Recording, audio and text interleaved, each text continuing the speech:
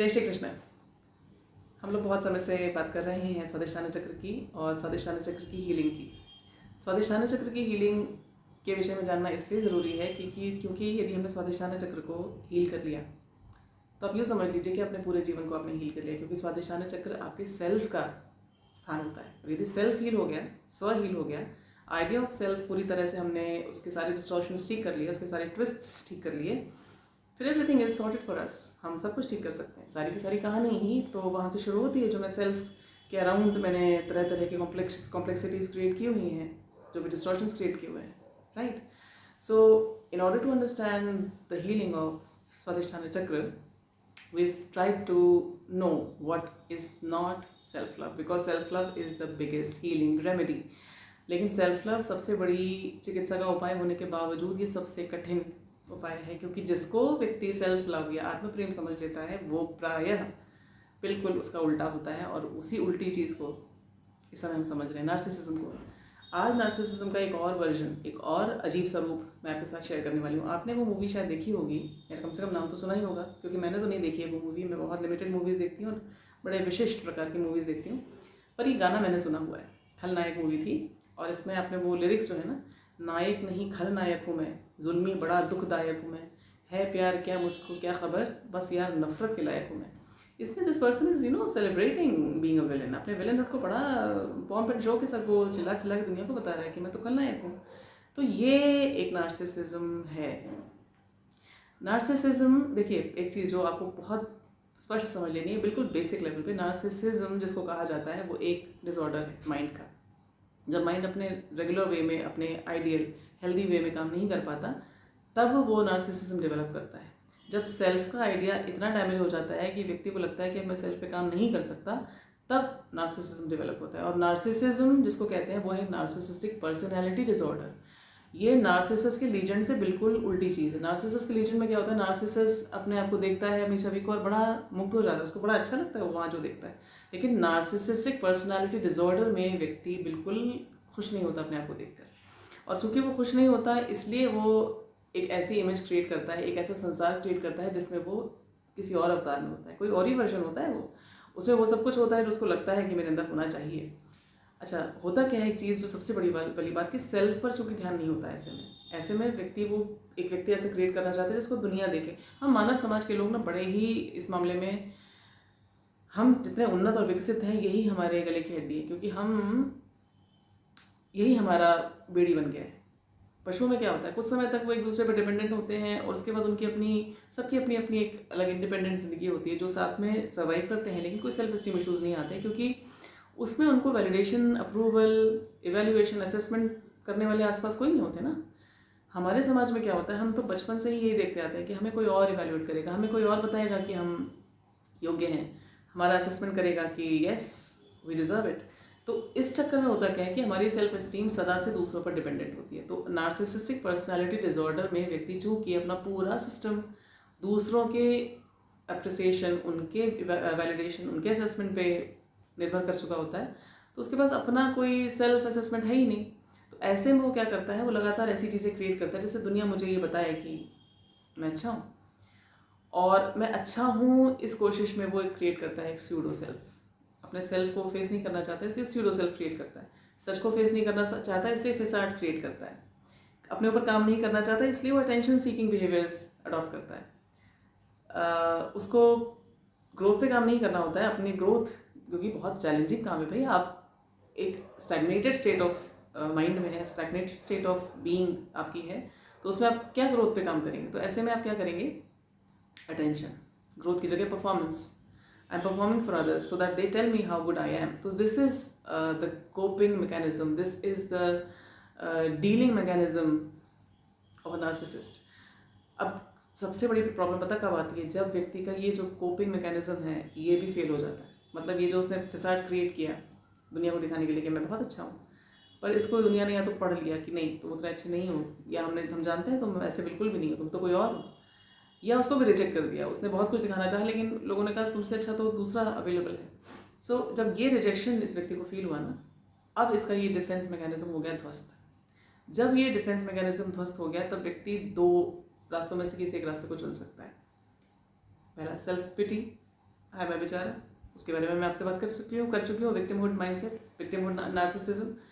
दूसरा होता है व्यक्ति इसमें घृणा के भाव में आता है। उसको घृणा होती है उन लोगों से जो उसको अप्रूव नहीं कर रहे, जो उसको ये नहीं बता रहे कि वो बहुत अच्छा है।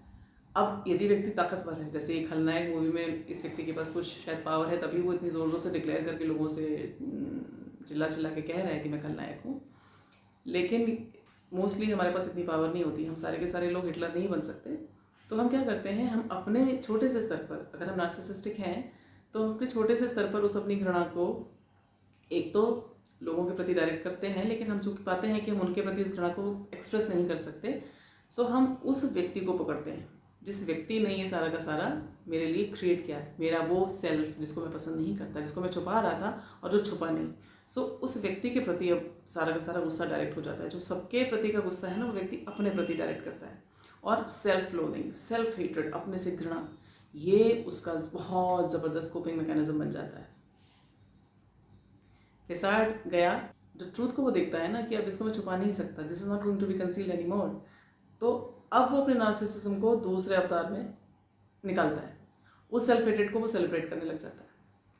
और जब वो सेलिब्रेट करने लगता है तब वो अपने आप को ना इस बात में बड़ा कंफर्ट देता है कि मैं वो कर रहा हूँ जो एडिक्वेट है, अपने आप को खुश करता है। वो कैसे, ये जो गलत बंदा है ना, मैं इसको पनिश कर रहा हूँ, मैं इसको रिक्रिमिनेट कर रहा हूँ, मैं इसको अक्यूज़ कर रहा हूँ, मैं इससे घृणा कर रहा हूँ, so I am doing the right thing, so I am better, I am good.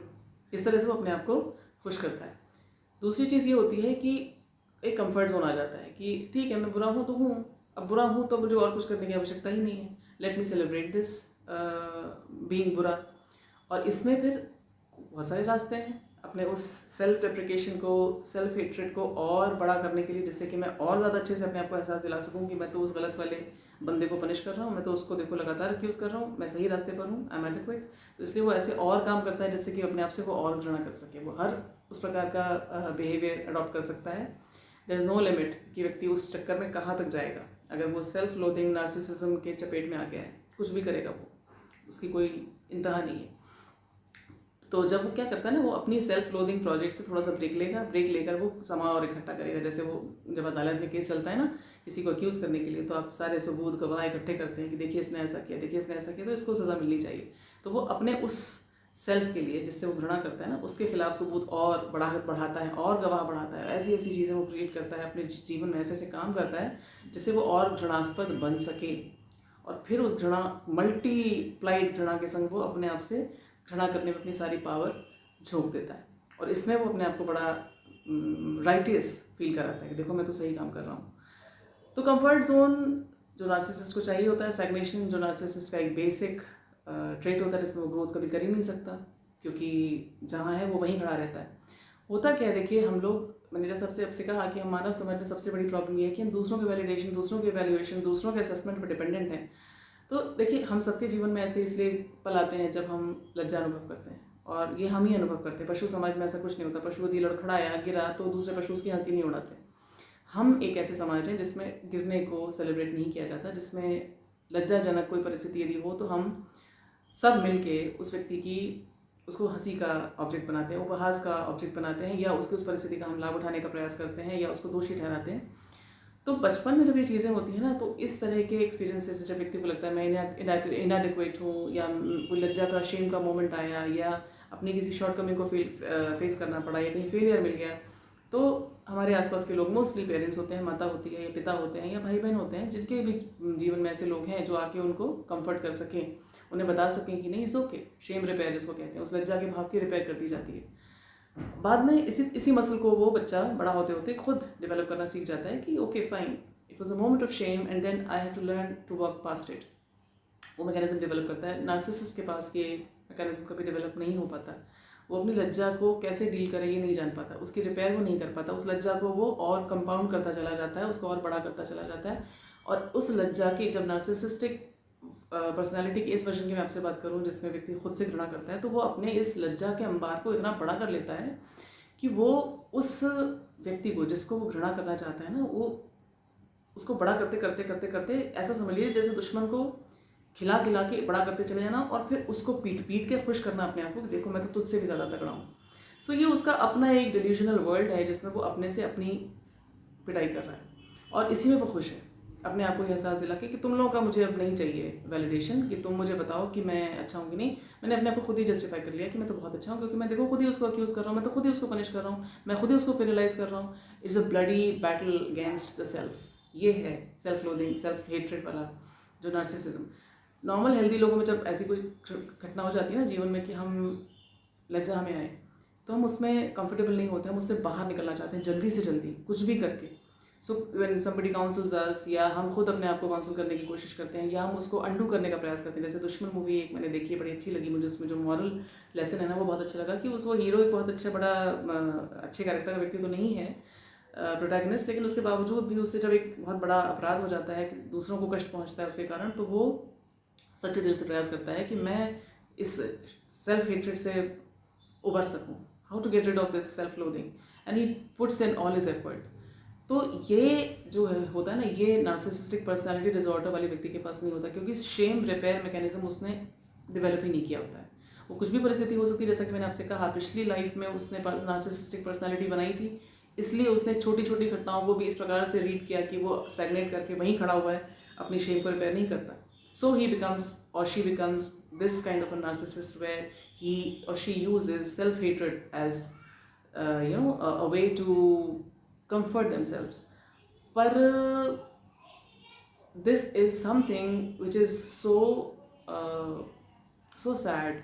मतलब आप नार्सिसिस्ट को कितना ही आप कहना चाहें कि वो बुरे हैं या जो भी हैं, लेकिन आपको उनको एक हैंडीकैप की तरह देखना पड़ेगा, क्योंकि वो बेचारों ने डेवलप ही नहीं किया, वो मसल ही डेवलप नहीं किया जिसमें वो अपने पे काम कर सकें, और वो जिस स्टैग्नेटेड स्टेट ऑफ बीइंग में आ गए हैं वहाँ पर गिरने की जो फिसलन की जो संभावना है वो इतनी भयानक है कि देयर इज़ नो एंड, कहीं पे भी आप जा सकते हैं। और जब जाने की बात है तो फिर वही बात है ना कि जो भाव लेकर मैं चल रहा हूँ उसी भाव के साथ एग्जिट होगी मेरी इस फॉर्म से, लाइफ के इस फेज से, and then the next phase will start exactly where I had left it at. फिर उसी self deprecation, self loathing, self hatred mindset के साथ फिर से मैं कहीं पर आऊँगा और फिर से मुझे वही सब कुछ आसपास क्रिएट करके दे दिया जाएगा जिसमें मैं सेल्फ हेट्रेड, सेल्फ लोदिंग को और अच्छे से सेलिब्रेट कर सकूँ। So it's a very very scary and very sad situation. Yes, it can be dealt with, it can be healed, but बहुत मुश्किल होता है इसको हील करना। लेकिन आज मैं केवल इसके विषय में आपको इसलिए बता रही हूँ क्योंकि ये जानना ज़रूरी है कि नार्सिसिज्म कितना कॉम्प्लिकेटेड और कितना कॉम्प्लेक्स एक फिनोमिनन है। साथ ही साथ नार्सिसिस्ट के प्रति कंपैशन की आवश्यकता है, उनको भी हैंडीकैप्ड लोगों की तरह से देखने की आवश्यकता है, इसके साथ कि हम अपने आप को भी बचाएं, क्योंकि ये बहुत विशियस एनर्जी होती है नार्सिसिस्ट की। कैसे इसको हम ठीक कर सकते हैं इसको मैं आपके साथ अगले वीडियो में शेयर करूँगी। पर जो सबसे इम्पॉर्टेंट बात है वो ये आज के वीडियो में कि यदि आप ये समझते हैं कि नार्सिसिस्ट हमेशा boisterous, pompous, happy with themselves persona create करने वाले लोग होते हैं, तो नहीं, ऐसा नहीं है। सेल्फ क्लोदिंग, सेल्फ डिप्रिकेशन भी एक तरीका होता है, वो भी एक चैनल होता है जिसके द्वारा नार्सिसिस्ट अपने आप को अभिव्यक्त करता है अपने लिए और दूसरे संसार के लिए। सो अगर आप में ये कहीं है इस तरह का कोई ट्रेट, उसको आप पहचानें। आपके आसपास किसी व्यक्ति में यदि है तो आप उसको पहचानें। सबसे ज़रूरी चीज़ ये कि कंपैशन आप रखें, परंतु उससे भी ज़्यादा आवश्यक ये है कि कंपैशन एक्सरसाइज करने योग्य बने रहने के लिए अपने को आप बचाएं। यदि आपके आसपास कोई ऐसा व्यक्ति है जो self depreciation mode of narcissism में जी रहा हो। आगे आपसे इसकी हीलिंग के विषय में बात करूँगी, फिर से मिलेंगे। जय श्री कृष्ण।